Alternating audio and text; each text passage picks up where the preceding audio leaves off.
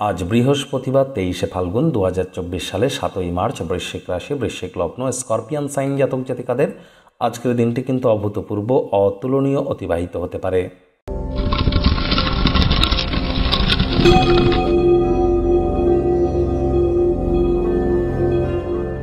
ভিডিওটির শুরুতেই আপনারা দেখতে পাচ্ছেন বৃহস্পতির বীজমন্ত্র ওম গ্রাং গ্রিং গ্রং স গুরাবে নামা। এটি সকাল দুপুর সন্ধ্যা 3 বেলায় 108 বার করে জপ করুন। আর যদি পারেন তাহলে অবশ্যই নিরামিষ খাদ্য খাবার খান, হলুদ রঙের বস্ত্রাদি পরিধান করুন। গরিব মানুষদের মধ্যে বা ভিখারিদি সাধুসন্ত তাউল বাউল প্রকৃতির মধ্যে ইয়েলো কালারের কোনো অবজেক্ট বা সবুজ রঙের বস্ত্র সামগ্রী দান করতে পারেন, সেখানেও কিন্তু আপনারা উপকৃত হতে চলেছেন। বন্ধুরা, মার্চ, এপ্রিল, মে আগত 3টি মাস, এই যে 90টি দিন আপনাদের ক্ষেত্রে ঠিক কেমন অতিবাহিত হবে, অলরেডি এই বিষয়ে চ্যানেলে ভিডিও আপলোড করা হয়েছে।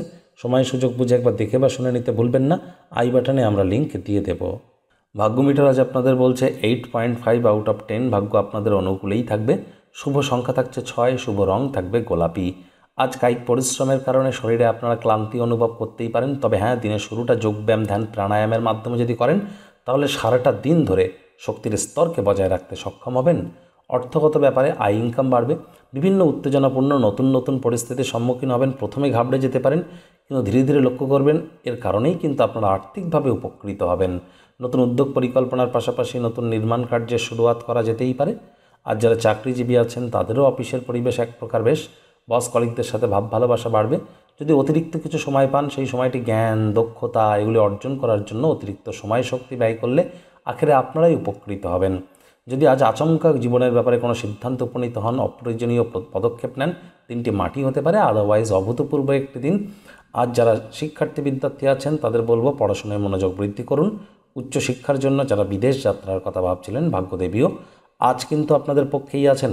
সন্তান সন্ততি থেকে থাকলে তারাও তাদের কৃতিত্বের দ্বারা আপনাদেরকে গর্বিত অনুভব করাবে। প্রেমিক প্রেমিকা, স্বামী স্ত্রী উভয়ের ক্ষেত্রেই বলবো রূঢ় বাক্যের প্রয়োগ, অশ্লীল ব্যবহার যেন করবেন না।